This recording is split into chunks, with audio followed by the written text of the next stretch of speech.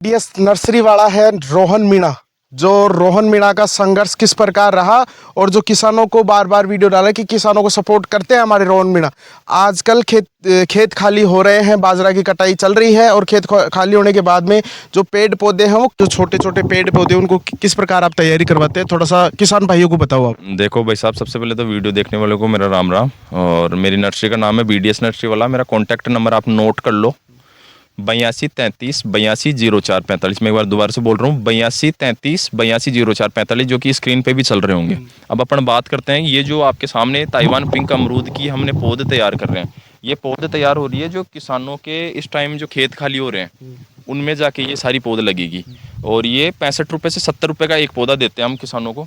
उसके अलावा अगर कोई किसान अभी वीडियो देख के जस्ट ही पौधा लेना चाहता है तो हमारे पास ये वाली पौध है ताइवान अमरूद की, जो कि इस टाइम अच्छी खासी ये तैयार हो गई मार्केट में बगीचों में लगने के लिए। 1 फीट का पौधा आता है मात्र, और यही वो चमत्कारी पौधा है जो 12 मासी फल देता है। इसका फल अंदर से गुलाबी आता है। इसकी जड़ें आप देख सकते हो अंदर से कैसी सफ़ेद है बिल्कुल। रोहन भाई, इसके कितने दिनों के बाद में फ्रूट चालू हो जाएंगे? इसको आप जैसे ही लगाओगे तो लगाने के 25-30 दिन बाद में इसके अंदर जैसे ही नई ग्रोथ निकलेगी तो नई ग्रोथ के साथ ही इसके अंदर फ्रूट वगैरह स्टार्ट हो जाएंगे और अंदर से गुलाबी आता है। इसके फ्रूट्स का जो वजन है वो 300 ग्राम से लेके 700 ग्राम तक बनता है। रोहन भाई, कई किसान गरीब परिवार से बिलोंग करते हैं तो कई देखते हैं कि अपने को नुकसान हो जाए तो उनको आप किस प्रकार मोटिवेट करेंगे, किस प्रकार उनका, क्योंकि पेड़ लगाने के बाद में खराब हो जाए, कई किसानों के मन में डाउट रहता है कि कोई खराब हो जाए, कोई दिक्कत हो जाए। यह है कि ताइवान पिंक के लिए 6.5 से 7.5 तक तो pH चाहिए। और बालुई 2 जो मिट्टी होती है, बालू की 2 मिट्टी, मिक्स मिट्टी जिसको बोलते हैं, हल्की सी भारी मिट्टी होनी चाहिए तो बेस्ट रहेगी। और भी उसके अंदर ये पौधा अच्छे खासे से चलता है और ये पौधा 1 से 1.5 फीट का ही लगता है। इस पौधे के अंदर कोई निमेटोड नहीं है, किसी प्रकार का रोग नहीं है। ये अपने आप में स्वस्थ पौधा है। जो आप इसकी ये सूखी पत्तियां दिख रहे हो, ये क्या है, ट्रांसपोर्ट में जैसे आता है ना, उसके अंदर ये वैसे कोई प्रॉब्लम आ जाती नहीं, वैसे कोई दिक्कत नहीं है। और ये सारी जो पौध तैयार हो रही है ये अपनी जो जयपुर की मिट्टी है, ये देखो नॉर्मल जो अपन इसको ये बुड्ढा मिट्टी बोलते हैं ना जी, इसके अंदर ही ये पौधे तैयार हो रही है। ये कोई वैसी मिट्टी भी नहीं है।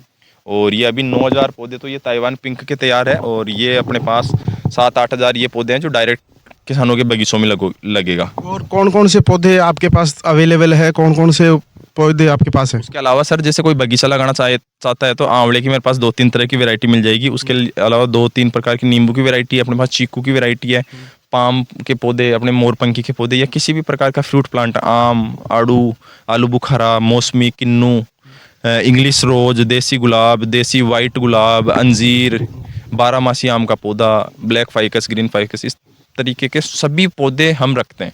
हमारा टारगेट ये है कि किसानों को हम बड़े पौधे नहीं देते, हम किसान को थोड़े छोटे पौधे देते हैं ताकि वो किसान की ज़मीन में जाके चले, वो लगे, किसान को फ्रूट दे, किसान के सक्सेस हो। बड़े जो पौधे होते हैं ना वो बूढ़े पौधे होते हैं तो वो लगने में थोड़ी सी उसको परेशानी होती है।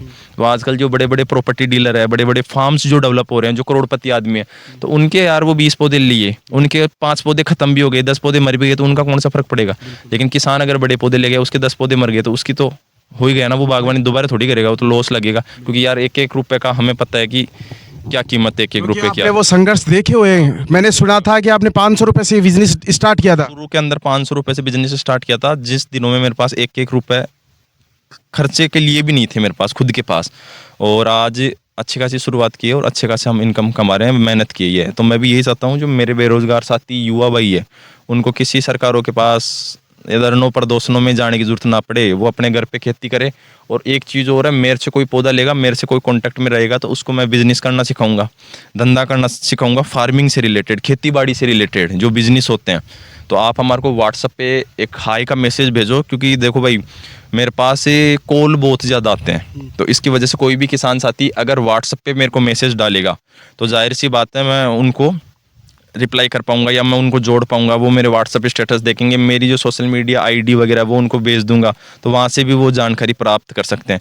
तो कुल मिला के मेरे नंबर है 8233 820445। इस नंबरों को आप सेव करो, सेव करके एक व्हाट्सएप के ऊपर हाई का मैसेज डाल दो, या फिर आपके कोई भी पौधों में कोई भी प्रॉब्लम है तो ये सब कुछ भी आप मेरे को डाल सकते हो, ताकि मैं आपको ज़्यादा से ज़्यादा जानकारी शेयर करूँ। और भाई BDS नर्सरी का जो BDS नर्सरी की जो एड्रेस है वो बताओ, क्योंकि कई दर्शक आपसे मिलना भी चाहते हैं, देखना भी चाहते हैं कि किस प्रकार रोहन भाई का संघर्ष रहा था। हमारी जो नर्सरी है वो राजस्थान के अंदर अपना जयपुर जिला है, जयपुर जिले की चौमू तहसील के चीतवाड़ी गांव के अंदर है। चीतवाड़ी गांव के अंदर जैसे आप आओगे, चीतवाड़ी गांव से रिशानी रोड पे आप चलोगे, उसके आगे एक नवजीवन डेयरी फार्म आएगा। उस डेयरी फार्म के जस्ट आगे फर्स्ट कट आएगा, उस कट से सीधा आप उतर के आओगे ना, कच्चे रास्ते में मेरा एक नर्सरी का बड़ा सारा बोर्ड दिख जाएगा, BDS नर्सरी वाला करके, और उससे सीधे आप आ जाना, मेरी नर्सरी आपको दिख जाएगी। ये अगर आपको भी अगर बिजनेस करना हो तो रोहन भाई से संपर्क करें। जो स्क्रीन पे नंबर दिख रहे हैं वो रोहन भाई के हैं, और कॉल नहीं उठाए तो व्हाट्सएप पे हाय वगैरह मैसेज डाल दो, आप तुरंत रोहन भाई मैसेज देंगे जो भी कोई बात होगी। और जो भी कोई सपोर्ट रहेगा रोहन भाई का पूरा सहयोग रहेगा। अगर रोहन भाई की तरफ से अगर आप प्लांट लगा रहे हो या कुछ फ्रूट्स वगैरह की तैयारी कर रहे हो तो रोहन भाई का पूरा सपोर्ट रहेगा। और जो भी एड्रेस वगैरह रोहन भाई ने बता दिया, आप रोहन भाई से संपर्क कर सकते हो। आप मेरे साथ देख रहे हो A to Z news media और मैं हूं निहाल सिंह। जय हिंद, जय भारत।